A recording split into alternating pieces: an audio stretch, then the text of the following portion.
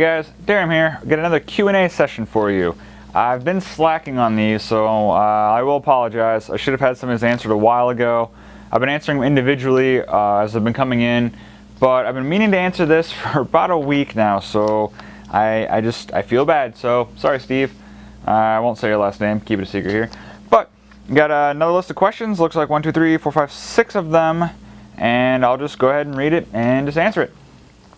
I'll skip over some of this. I don't want to give away too much of what he says, some personal information, but he said he was looking to run a... Oh, by the way, in this chair, I'm trying to sit in the least squeakiest, noisiest chair, because I have to move. I always just have to move, so sorry if I'm, making a bunch of creaking noises. But he said, I'm looking to run a tournament-based store, focusing on Magic the Gathering at first, then expanding onto other popular local games like Yu-Gi-Oh!, HeroClix. I don't want to sell sealed product on eBay because I don't want to have to compete with other online stores. And the shops around here sell at full retail. So $3.99 a booster, and they do a box discount at $119. Which I wish I could get that much out of it. We do get $119 because we do 3 for $10, which ends up being $120 a box, but we quickly dropped it 4 for $10 after about a week or two after release. But then we'd like to offer singles online and sealed in the store. So his first question is, singles. Based on this, what kind of singles quantity should I be looking to obtain? Is scouring eBay and Craigslist the way to get started on a budget? I don't have a huge collection since I sold out 15 years ago, and I just got back into it. Do I make the judgment calls on cards based on the formats that see the most play in my area, or just get cards that are good deals, or both, or everything? Okay, so based off of your area, it looks like you don't have much competition. If the guys in your area are getting away with charging retail for packs, then your area's got to be starved, or your area's just that dead. But by the way you say other popular games in the area, like Yu-Gi-Oh! And HeroClix, I have to assume your area is just starved for a card store. Don't take that as in law, or that's what it is, but that's, quick guess. So based on that, let's say that your area is starved like my area was. Even though there's other card shops in my area, I'm not saying they weren't that good, they just weren't that specific with what they do. But let's go ahead and say that, and then it's going to depend again on what is popular. If modern is popular in your area, which it's not in mine, it's starting to be, then you'll focus on that. Legacy is kind of a dying format. People keep saying it's still ultra popular, but don't focus on Legacy for now because that's hella expensive. So what I would do is, you're correct, scour eBay, scour Craigslist, and just look for big bulk deals. I believe I think in the first video, we have the power to buy those, multi-$100 or thousands of dollars lots and make money on that because we can break it up, sell it individually. I know that's, not where you're at for doing on the budget, but look for smaller deals like that. Craigslist is a great place. Just say you're buying Magic collections or Yu-Gi-Oh! Collections or anything, and just post it. You'll be surprised how many people actually get a hold of you. So for everyone else out there, even if it's just a hobby, post on Craigslist. You'd be surprised how many people will just have collections. You don't have to meet them at your house or their house. Meet on mutual grounds. If you have other card stores like mine, just have them meet there. I say that because I don't care if people buy and sell cards to each other. I give people shit if they do that. I pick on them, but really, whatever. If some guy wants to buy another guy's collection, it doesn't have to go through me. I would like it to, but it doesn't have to. So I understand that. But eBay, Craigslist is definitely great, and build up slowly over time. Start now if you're going to do it. So if you open in a year or whatever, you'll have a decent collection. But don't worry about it. Don't worry too much. If you have to crack boosters, crack boosters. Simple as that. Just crack standard boosters. Start with standard only, and then slowly get into modern, and then legacy. Just go like that. You can do it. It's really not that bad, but definitely Craigslist, eBay. eBay's going to be harder because there's a lot more competition out there for it, but other than that, you got to ask some friends and ask arounds. Go to MTG Salvation. They got wants, trades, buys there. Just, spend your time doing that. It's not really that great of an answer, but if you're starting on a budget, that's the best way to do it. Okay, for tournaments, I'm planning on running FNMs and drafts in various block sealed formats. How do I get started with WotC, which is Wizards of the Coast? And is it just as simple as filling out their application, getting approved, and getting started? How are prizes figured out, and what about pricing for the event? All right, for WotC, Wizards of the Coast, it literally is as simple as filling out an application. It is, I actually had one around here because I had to fill it out because I just moved. Every time you move, you have to refill it out. It's maybe 5 pages of legal stuff. You got to prove your business, prove what you're going to do, all of that. And then they want pictures. They're going to want pictures of, again, so this is kind of a, this is weird about it. If you'd have to rent a building first, because they want to see tables and play area. I think it's minimum 20 people, I think, which is a very, very small area. They want to see your point of sale system or cashier or cash register area. They want to see your store sign. That's really about it, just to prove you are who you say you are. It's kind of awkward because you're going to rent a place and then you have to apply. Well, they're not going to deny you. If you're legitimate, they will let you buy and sell their product. So don't worry about that. Just plan ahead on that, on, you know, not opening for a couple months after you rent a place. But anyways, that's not here nor there. To run Friday Night Magic, you have to be core level or higher, which I don't remember off the top of my head what the requirements are. I'll try to post right now a picture of a screenshot of the Wizards site of core and advanced levels. I can't remember. It's easy to become core though. You just got to run some events. But okay, sorry. To get direct question, how do you get started? It's simple as that. Getting approved, and then there you go. Then you can start buying from them right away. Before you even get a distributor, you can buy up to 3 cases of any set that's in print from them a week. You can get fat packs while they're in print and intro decks and whatever. So you can hit the floor running on that. You're not going to be doing it big time, so you're good to go with just that as you do distributors. The prizes are figured out however you decide to. The only time that changes is if it's for like Magic Celebration. They give you a piece of paper or a pamphlet, and it tells you exactly how to run the event and the prizes to give out and whatnot. But as always, you can throw extra prizes on top.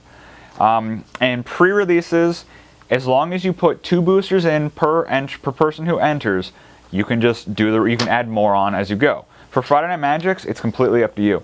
You can go anywhere from there is no prizes to you give out 10,000% in prizes. Completely up to you. There's some things you can look up if you want to figure out how to do breakdowns or whatever, but it's pretty simple. I got Dan Musser. He's a math wizard. He just sat down and crunched numbers for me. So it's like if I have 75 players that go and their record is X, X, and X, this is what the percentage of the prize they should get. So spend some time in an Excel spreadsheet if you can do that and figure it out. If you can't, you can just go online and I'm sure you can find it somewhere. Pricing for the event, again, it's up to you. Unless it's like, there are people who charge for Magic Celebrations. Don't do that. It's free. It's supposed to be free product for the community. Don't ever charge for those. I hear people charging for that and just blows my mind. But anyways, it's up to you. For example, for a pre-release, typically between $20 and $35 is what people will charge. We'll do $20 for a core pre-release and $25 for any other pre-release. Some stores go as high as $35, and they'll throw in some extra prizes possibly. So you just look around the other stores in the area and just try to compete with them. Be competitive. You know, you don't have to blow them out of the water. If they do $35 events, that's what everyone is used to. You don't have to come in and be like, oh, I'm going to do $20. Maybe do $30, $32.50, $35. You know, just again, you just have to look around for that. There's no cut and dry answer. And so far I feel terrible. I'm not giving you a single solid concrete answer here. Okay, food. What are your rules about food in the store? Do you sell drinks and snacks? I don't care about food in the store. I've got a pop machine, which actually, yeah, we still have it. Coke changed their rules. You used to be able to get a Coke machine and you could fill it yourself, and then you get to keep all the money from it. You set the price. Or they would come in and they'll fill it for you, and you get like between 5 and 10% of their not income off of it, but their profit off of it, which isn't really much. But they changed it now, where you have to be grandfathered in, which we were with ours, but now you have to sign a $90 a year lease and sell X amount of Coke per month and all this. And if you don't, then you can't have the pop machine. It's just Coke. I don't know why they did that. We literally had to carry my pop machine up here because they wouldn't move it. Otherwise, they would have to come take it, get me a new one, and do all this stupid stuff. Go with Pepsi. Pepsi's still free. Pepsi's awesome to work with. We're getting our Pepsi machine here. It should be this week, maybe next week, and we're getting a snack machine from Pepsi. So right now we don't have any snacks, but we sell a lot of light snacks, cookies, chips, Twinkies, Ho-Hos, stuff like that. They sell really fast, and we got a pop machine. There's a sandwich shop that's supposed to be opening up a couple of doors down. I hear they're going to be like a, not a vegetarian, but a Whole Foods sandwich shop. I don't know. But if you're on the West Coast, let's look here in Florida. Florida might be a good spot for it too. There's a lot of stores that are a cafe / Magic's place. If this place had a cafe attached to it, I would make a killing on it. Trust me, on a Friday night when you've got like 50, 60 people in here and they're in here for 8, 9 hours, who wouldn't buy, you know, some finger food and a cup of coffee? I sure as hell would. So if you could do that, if you want to do a bigger scale, look into that. It's very successful on the West Coast and might even be down in the Florida area as well. But just snacks, light pop, and let them bring in whatever they want. They want to bring in a 2-liter, I don't care. It's not going to... If you are going to be made or broken on someone bringing in a big gulp from a gas station, you got bigger worries on your mind than just that. So that's really it for the snacks. I don't do any heavy food. If you do heavier food like prepared on site, then you got to get license for it and go through the health inspections and whatever. It's not worth it if you're just going to do small concessions. So you'd have to check your city. They're going to be, if you can have like a pretzel machine, sell like warmed up pizza slices and whatnot, do it. If you don't have to have a health inspector come in. If you have to, then it's just a pain in the ass. I wouldn't do it unless you're going to do a more full scale, but it's a gold mine. Alright, sorry about that. I keep forgetting that I'm using a camera, not a camcorder. It only shoots 11 minutes in HD before it shuts down. But I think it actually ended at like the perfect time. Alright, so moving on. Furniture and equipment. Where do you get your wall card racks? Any tips, suggestions on what other items besides a cash register is a must-have? Alright, slat wall is a must-have. Slat wall is pretty standard throughout the industry, or any retail store. If you can't get it, Store Supply Warehouse has it. It's expensive as hell to ship. So I think it's like $90 for a piece of slat wall. They're 4x8, and it's like $130 to ship it. It's insane, but you need it. You can get away with just 2 pieces, so you need that. You don't need display cases. We have them, and they're awesome. They're really nice to put deck boxes in and things like that. You don't really need them, though. As for my display cases on the wall for my cards, I had a carpenter build them. They cost me $700 a piece, and we've got 4 of them right now.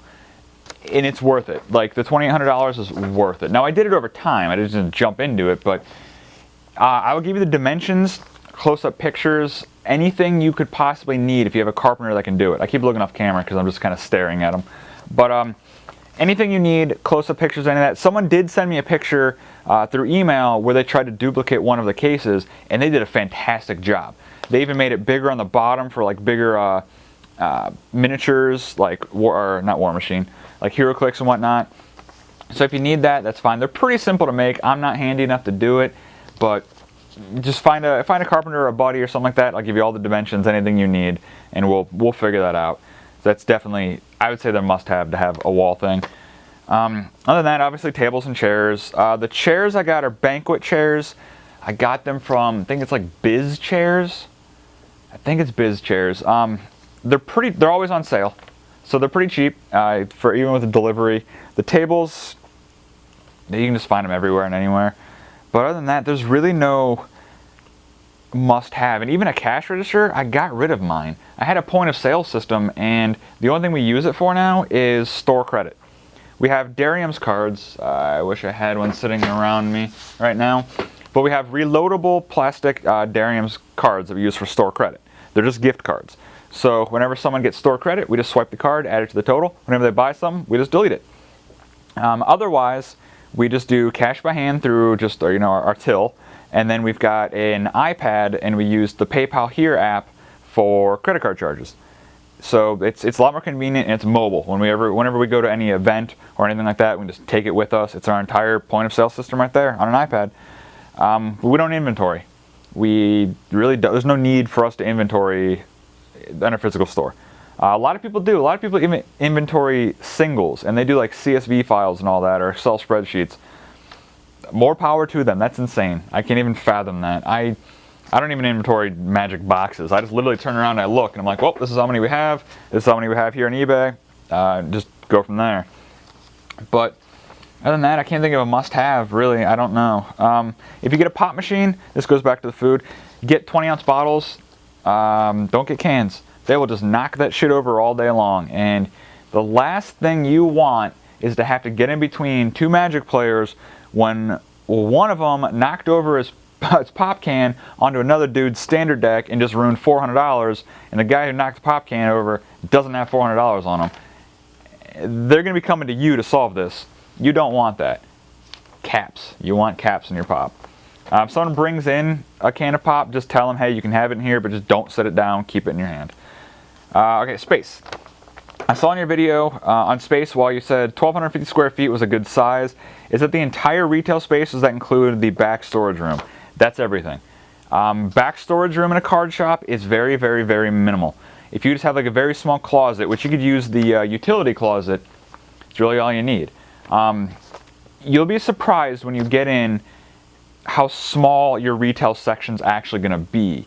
There's not much to put. Most of your products can be on the wall behind you, and then you're going to have some paperwork, some miscellaneous stuff, but you don't have a lot of storage. There's not a lot of back product in a card shop. There really just isn't. Now what I'm doing here, where I'm sitting, you can see behind me, I don't know if you can see how well you can see some of this stuff. Let me move this. Yeah, you can see like those Ravnica boxes go back to the wall. There's probably like 30 of them there. The Dragon's Maze, the Gate Crash. Those aren't stored though. They're sitting on eBay right now. So you would never have that many just sitting behind your counter. Like if the set just released, sure, but you're gonna sell it like that. So don't worry about that. I would say a utility closet's good enough. You're gonna put some extra pop in there, some of your snacks maybe if you sell it on the shelf. And just some miscellaneous things. I've never had a problem with that. The only time we have a problem with space is in the old store. We got like 50 bricks or 50 cases of HeroClix come in. We just don't have the room to open it, organize it, and do all that. And then Friday Night Magic rolls around. We just are out of space to put stuff. But that's always a temporary thing. Space is very minimal, and you'll realize that very, very quickly.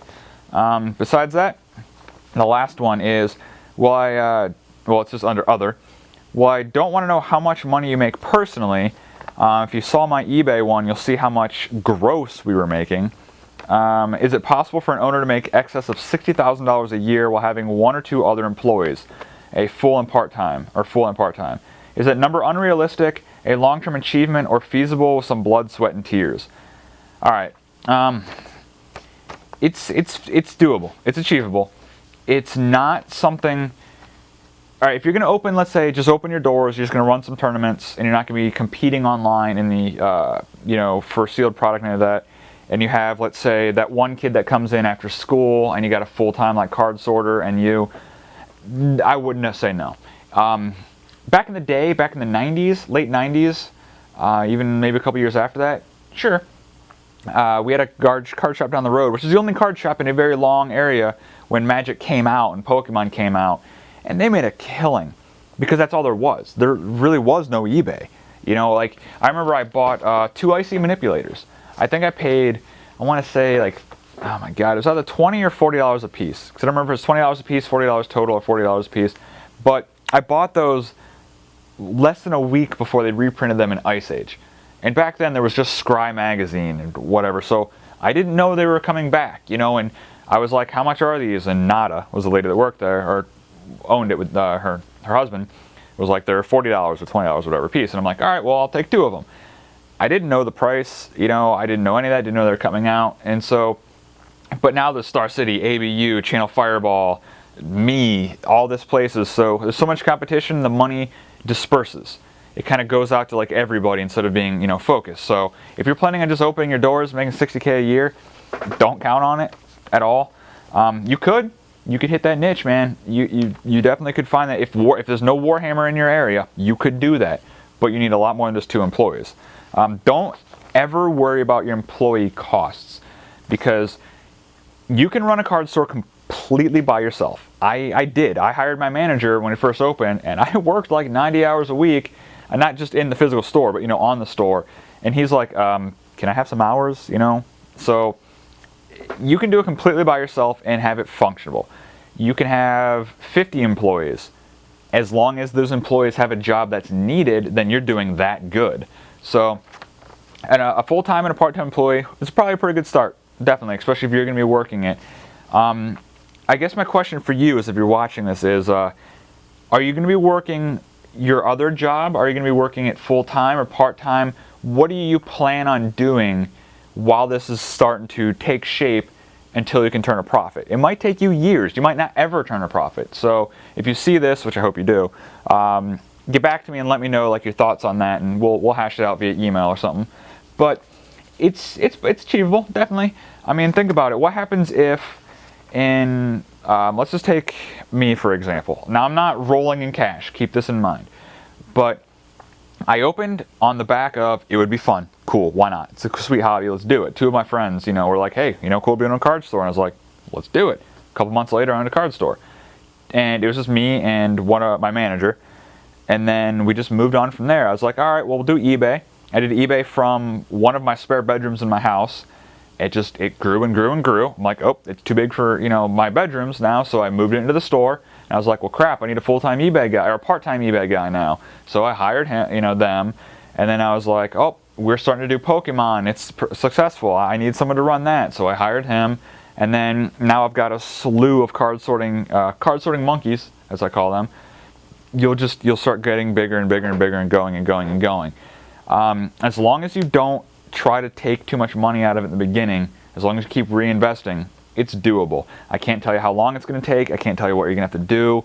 I can't tell you if you're ever even going to see that. But you can make a living off of it. You can feed a family and pay your mortgage. The journey, though, blood, sweat, and tears, as you said. Just expect long nights. I mean, it's not a hard job. You're not out there breaking your back, doing hard manual labor. So it's a lot. Like any business is going to be a lot for the business owner until you start getting so many managers and accountants and all of that to do a lot of it for you. But I mean, I wish you luck if you do it. It's fun. It's very, very fun. You sound like you have a good area. So, and that's another thing. Tell me more about the area. I'll do a follow-up video actually for you and for everyone else that's interested in this one. Tell me about how many card stores in your area, about what it looks like, what's popular, and then I'll give you my opinion on it from there. So I feel like I did a terrible, terrible, terrible job on this one. I don't really read these over. When someone sends it to me, I look at the questions, I see singles, tournament, food, whatever, and then I just read it and I talk as I go. So I just feel like I just gave, like, this is kind of a waste of everyone's time on like the 20 minutes, so sorry about that.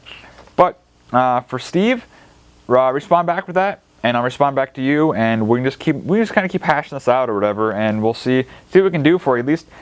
At least make sure that you are damn sure if you want to do it or if you don't want to do it. That's one of the biggest things I see with people is they're like, well, maybe I want to, maybe I don't. So we'll get you there. But if you have any other questions, Steve, let me know. In the meantime, respond back to me if you would. All right, I really need to invest in an actual camera or camcorder instead of a camera. But since it turned off on me, I grab my Darium's card here. If I go too close up, it's going to get all screwy. But it's just a reloadable gift card. It's got a magnetic strip on the back. And we just give these out. This is exactly what they are. So we just have them write their name on the back. And it's the only reason I like my point of sale system. These things are awesome. But other than that, if you have any questions for me, guys, let me know. Well, that's it. Have a good one.